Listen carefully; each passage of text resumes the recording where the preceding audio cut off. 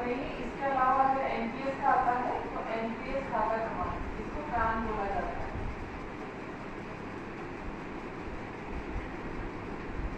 तो बिंदु क्रमांक 3 इस बात में बताता है कि अकाउंट नंबर क्या है, जीपीएफ का या एनपीएस का। बिंदु क्रमांक 4 ये बताता है कि इनके द्वारा पुराने कार्यालय का कार्यभार किस दिनांक को सौंपा गया है और कब सौंपा गया है। चौथा बिंदु बताता है इनके द्वारा, यहाँ कार्यालय का नाम आएगा, किस कार्यालय का, यहाँ से उनका कार्यभार सौंपा जा रहा है, पुराना कार्य। इनके द्वारा इस कार्यालय का कार्यभार दिनांक को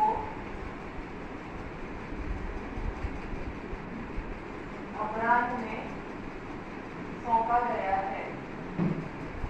फॉर्मेट में हमारे पास क्या है कि फॉर्मेट में भी अपराह्न लिख दिया गया, ऑप्शन लिख दिया गया है फॉर्मेट में। अगर पूर्वाह्न में करते हैं तो पूर्वाह्न भी लिखा जा सकता है ना, अपराह्न या पूर्वाह्न किसी में किया जा सकता है। फॉर्मेट में केवल अपराह्न शब्द का उपयोग किया गया है, लेकिन अगर पूर्वाह्न में भी छोड़ते हैं तो पूर्वाह्न भी लिखा जा सकता है। तो बिंदु क्रमांक 4 ये बताता है कि कार्यभार कब सौंपा गया है। ठीक है, कार्यभार कब सौंपा गया है ये आएगा। बिंदु 5 में आएगा कि इनसे क्या वसूलियां की जानी है, कौन सी वसूलियां की जानी है, बिंदु क्रमांक 5 आएगा। उसमें भी आपको जितनी भी वसूलियां हैं वो इसमें लिखनी है। यहाँ ये चीज दी गई है कि इनकी जो वसूलियां होनी है वो पुराने मतलब पिछले प्रश्न में दी गई है, तो ये आवश्यक नहीं, क्योंकि वहां तो आपके पास में केवल एक ही प्रश्न रहेगा, अलग से कोई फॉर्मेट तो मिलेगा नहीं। तो आप बता सकते हैं कि इनसे जो रिकवरीज है वो इस प्रकार से की जा रही है। क्योंकि फॉर्मेट नहीं है इसलिए हम जो खासकर जानकारी है वो इसमें सब जुड़ा सकते हैं। ऐसा कंपल्शन नहीं है कि इस बिंदु में है तो पीछे लिखना है, क्योंकि फॉर्मेट में है तो जहाँ जो जगह डिसाइडेड है वहीं आप लिखेंगे, अपने आप ही आएगा उस समय से। तो आपको यहाँ लिखना है इनसे, या हम ये लिखेंगे कि इनके वेतन से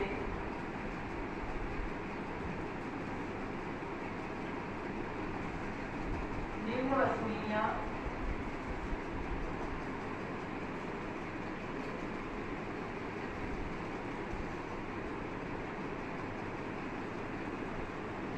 की जाना है।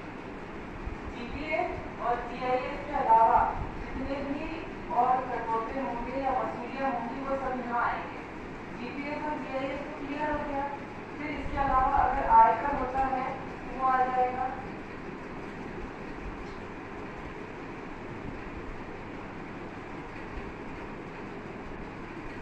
और क्या आएगा,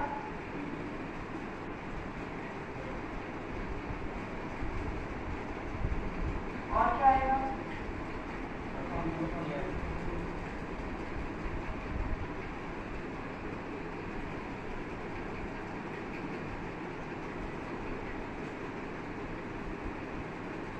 और क्या आएगा,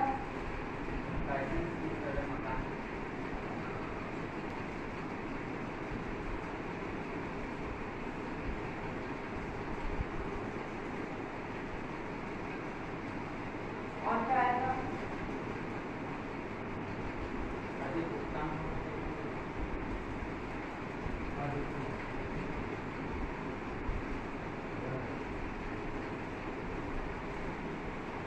मतलब सीधा से ये देखना है कि प्रश्न में जीआईएस और जीपीएफ का लिखा है तो वहाँ बिंदु क्रमांक 2 में उसको क्लियर कर देंगे, और फिर इसके बाद में 5वें बिंदु में हम ये चीज क्लियर कर देंगे। उसके अलावा जितने भी डिडक्शन या रिकवरीज हों, इसमें रिकवरीज के अलावा डिडक्शन भी हम देख लेंगे, व्यक्ति का आयकर है वो डिडक्शन है, तो ये डिडक्शन इसमें यहाँ पे आ जाएंगे।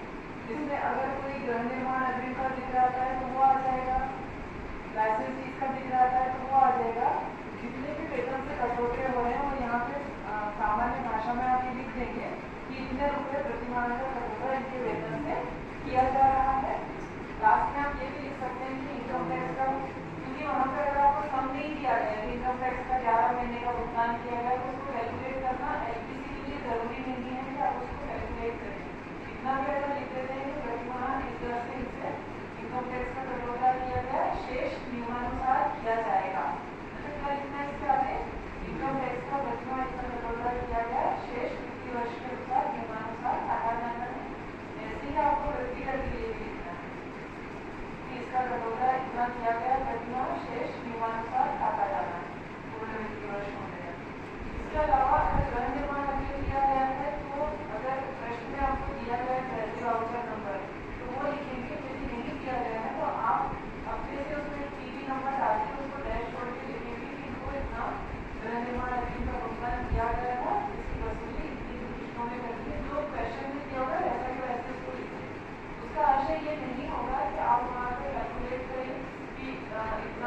दिया गया था उसकी विषय बनती है तो अब बुलाने चाहिए थे, अब ब्याज शुरू होगा, ऐसा नहीं।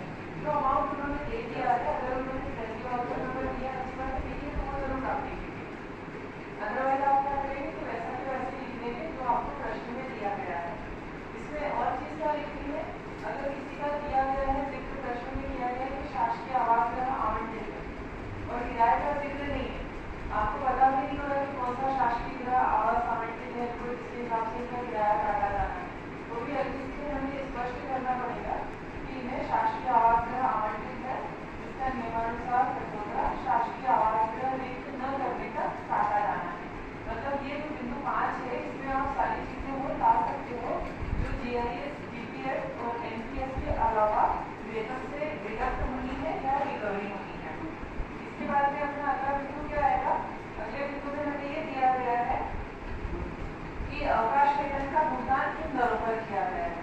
तो ये यदि अवकाश वेतन दिया जाता है तो इस बिंदु को आप लिखेंगे, यदि अवकाश वेतन नहीं दिया जाता है प्रश्न में तो इस बिंदु को आप नहीं लिखेंगे, क्योंकि ये क्या है उसमें जाएगा, समय उसमें जाएगा कि आप उसमें अवकाश वेतन का भी जिक्र करें। तो यदि अवकाश वेतन दिया है तो इस बिंदु को लिखें, अवकाश वेतन नहीं दिया है तो इसको आप स्कीप कर सकते हैं। इसके बाद में आपको आगे क्या लिखना है, कितनी राशि दी गई है ये उसी के ये रहेगा अवकाश वेतन के लिए ही, कब से कब तक अवकाश कर रहे हैं और किस दर पर उनको वेतन दिया गया है। इसके बाद में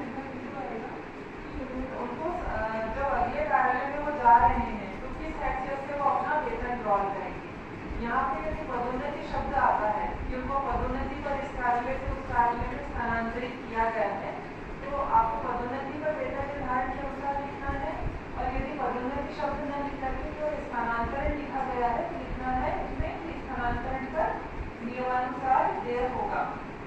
ठीक है, अगला बिंदु 6 ले सकते हैं हम।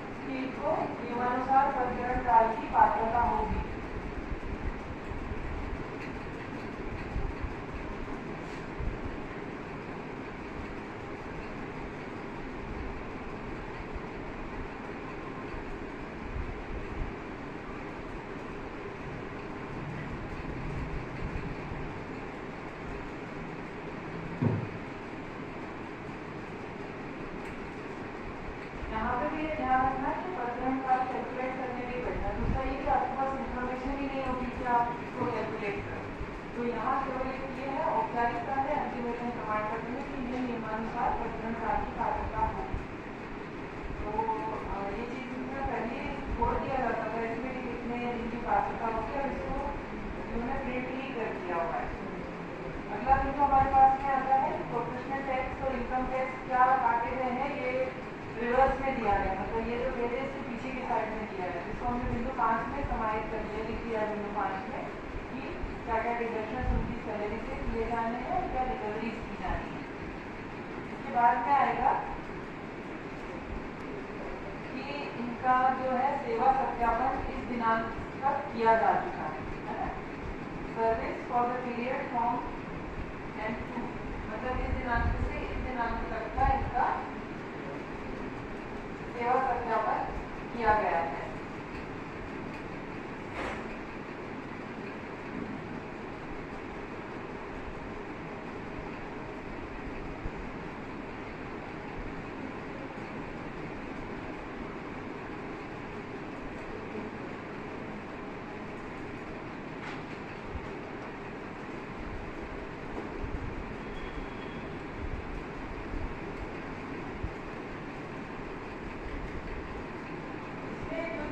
वाली बात में यह है तो यह है कि अगर मिड टर्म में या आपके पास में आए हैं बीच में, तो क्या ध्यान रखना जिस दिनांक को आपके कार्यालय में ज्वाइन किया था वो कार्यालय कौन सा पुराना कार्यालय जहाँ से इनको शासकीय सेवक को कार्यमुक्त किया जा रहा है।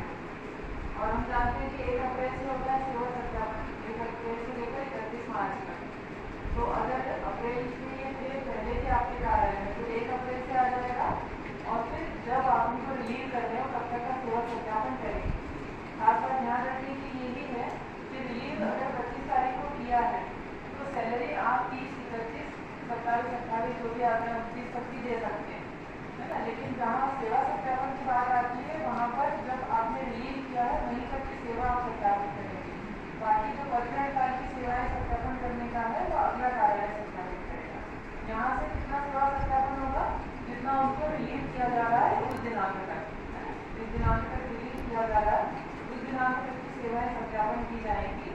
और जहाँ सैलरी में हमने लिखा बिंदु 2 में कि इन्हें इस दिनांक तक का वेतन दिया गया है, तो उसमें जब तक कि ये स्पष्ट न कर दिया जाए कि बाह्य सेवा में स्थानांतरण हो रहे हैं तब तक उनको पूरे माह का भुगतान किया जाएगा। और मोस्टली प्रश्न में ये नहीं रहता है, आपको जैसे बता देंगे कि इनको इस दिनांक को कार्यमुक्त किया गया है तो आपको एज्यूम करना है कि आप पिछला माह लेकर के चलते हो या अगला। एलपीसी की डेट डालनी होगी तो एलपीसी की डेट कब की डाली जाएगी, जरूरी नहीं कि जब कार्यमुक्त किया गया उसके अगले दिन डाल दो। अगर कार्यमुक्त 25 तारीख को किया है और आपने वेतन 30 तारीख का आहरण किया है तो हम ये जानते हैं कि वेतन कब मिलता है 1 तारीख को, तो आप 1 तारीख के बाद कोई डेट उसमें डाल सकते हैं। यदि आप पिछला महीना ले रहे हैं तो एज्यूम करके ये डेट डाल सकते हैं, और ज़्यादा हेक्टिक हो रहा है तो उसको छोड़ भी सकते हैं दिनांक डाल कर, है ना। तो ये चीज़ उसमें आ जाएगी कि उनको कार्यमुक्त की दिनांक तक सेवा सत्यापन उनका किया गया है। इसके अलावा इसमें सिग्नेचर किसके आएंगे, कार्यालय प्रमुख के सिग्नेचर आएंगे। क्योंकि फॉर्मेट नहीं है तो आप एक जगह पे भी कर सकते हो सारा के सारा लिख करके। हाँ, जैसे कोई कर्मचारी पहले से ही स्थानांतरण पे था, एक बिंदु और ऐड कर लें, एक बिंदु और इसमें ऐड कर लें कि अंतिम वेतन प्रमाण पत्र की प्रति शासकीय सेवक को दी गई है। अंतिम वेतन प्रमाण पत्र की प्रति शासकीय सेवक को दी गई है। और फिर यहाँ पे आएगा हस्ताक्षर हेड ऑफ ऑफिस, सही कार्यालय प्रमुख।